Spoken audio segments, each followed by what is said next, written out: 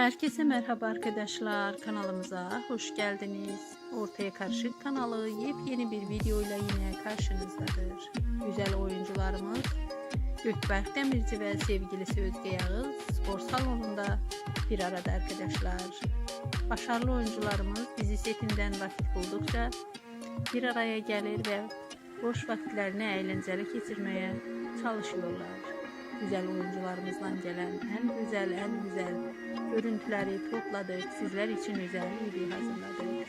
Videolarımızı beğeniyorsanız da kanalımızı takipte kalın.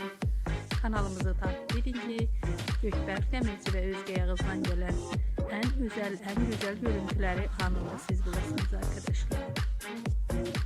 Bizden bu kadar. Bir sonraki videolarımızda buluşmak üzere. İyi seyirler. Hoşça kalın.